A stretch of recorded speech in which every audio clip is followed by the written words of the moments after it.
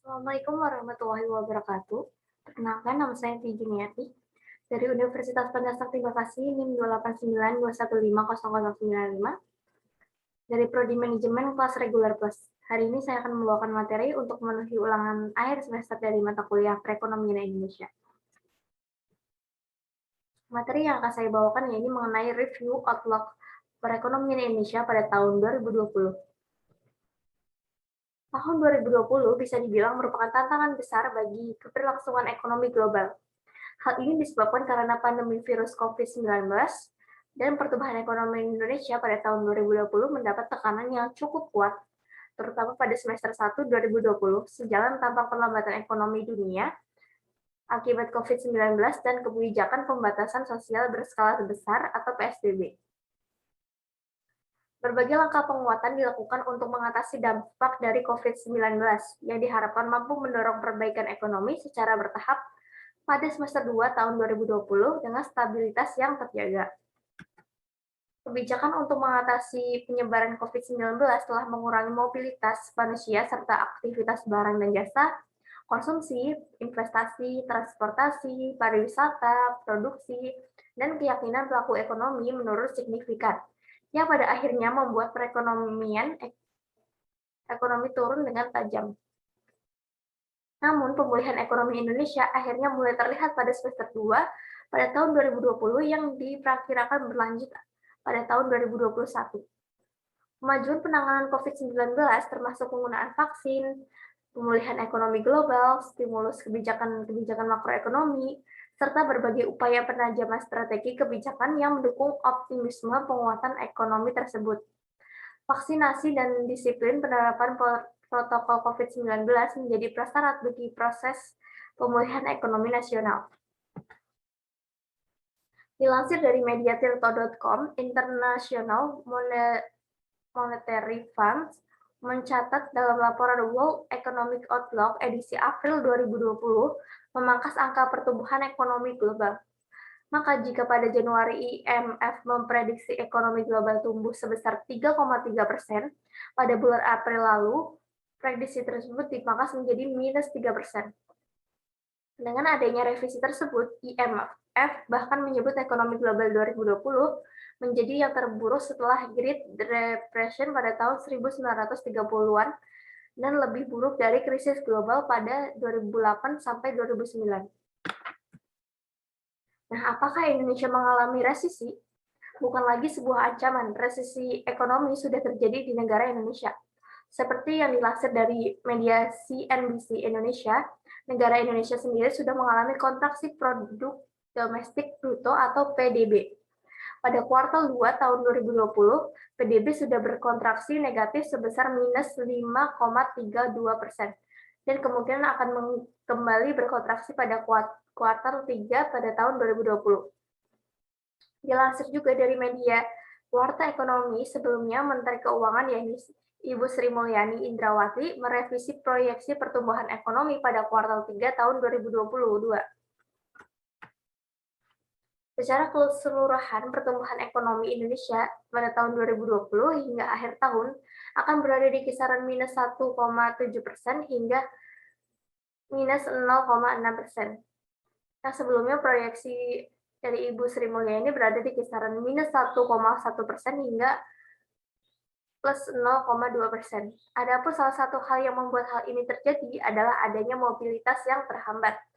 Padahal mobilitas masyarakat menjadi tolak ukur untuk mengetahui seberapa cepat laju roda perekonomian. Banyak usaha dan industri yang mengandalkan keramaian dan akan berhenti ketika kegiatan masyarakat berkurang atau berhenti. Akibat adanya COVID-19 juga banyak sekali perusahaan-perusahaan yang akhirnya gulung tikar dan mem-PHK karyawan-karyawannya.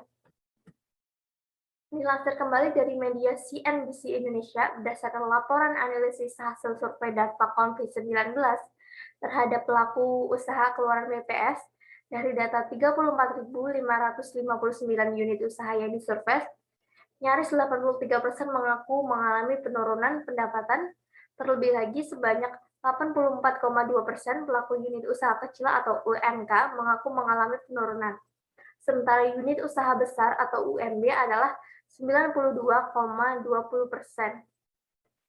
Industri yang menjadi salah satu roda penggerak terbesar ekonomi Indonesia mengalami kemunduran. Tentu saja, keadaan ekonomi yang menurun tidak terelakkan lagi. Pertumbuhan ekonomi Indonesia pada kuartal 4 tahun 2020 ini diperkirakan masih mengalami pertumbuhan negatif sebesar minus 1,75% hingga 0,75%.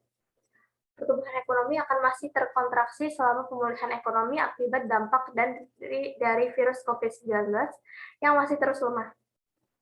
Tetapi walaupun Indonesia mengalami resesi, sebenarnya bukan berarti menjadi keadaan yang sangat buruk. Hal ini dikarenakan dalam menilai sebuah resesi sangat penting dilakukan perbandingan yang adil dan perspektif yang luas. Alasannya karena semua negara besar di dunia pun mengalami resesi ekonomi. Dilansir juga dari mediabisnis.com, menurut Kepala Badan Kebijakan Fiskal atau BKF, Kementerian Keuangan, yaitu Febrio Kacaribu, resesi ekonomi Indonesia hanya minus 1,7 hingga minus 0,6% dan dinilai lebih baik kondisinya dari perekonomian negara lain. Katakanlah saja negara India yang tercatat hingga minus 24%, dan mayoritas negara lain terkontraksi di kisaran 10% sampai 15%. Lalu bagaimana laju ekonomi di kuartal 1 2021? Masyarakat luas juga lebih hati-hati dan berhemat dalam melakukan pengeluaran di masa pandemi. Dengan lemahnya daya beli masyarakat ini, pertumbuhan ekonomi akan dinilai stagnan bahkan cenderung melemah. Adapun daya beli masyarakat menjadi salah satu faktor signifikan yang akan melaju roda perekonomian. Adanya daya beli membuat kegiatan produksi ekonomi akan berjalan. Bayangkan jika hal tersebut menurun, tentu kegiatan produksi khususnya industri manufaktur akan tersendat. Pabrik akan bekerja secara minimal dan tak efektif sehingga tak ada pergerakan penjualan yang menyebabkan ekonomi tidak meningkat. Dilansir dari Tempo, Badan Pusat Statistik atau BPS melaporkan indeks harga konsumen atau IHK pada September 2020 mengalami deflasi sebesar 0,05%. Deflasi pada September tahun 2020 ini membuat laju IHK sepanjang tahun kalender mengalami inflasi sebesar 0,89% years of debt. Sementara itu, laju IHK tahunannya tercatat berada di posisi inflasi sebesar 1,42%. Lalu bagaimana solusinya? Nah, solusi untuk menghadapi perekonomian Indonesia yang menurun pada tahun 2020, masyarakat ini dipastikan lebih bijak dalam mengatur finansial ekonominya, dan jangan lupa untuk tetap siapkan untuk dana darurat dan mengembangkan kualifikasi diri dan terus berinvestasi. Walaupun mungkin keuangan sedang melemah, tetap sisihkan dana untuk investasi, tidak perlu banyak. Yang penting tetap ada, dan sekarang banyak instrumen yang bisa dipilih, mulai dari saham, ada forex, hingga reksadana. Nah, sekian yang bisa saya bawakan. Apabila ada kesalahan, mohon dimaafkan. Wabillahi taufiq wal hidayah. Wassalamualaikum warahmatullahi wabarakatuh.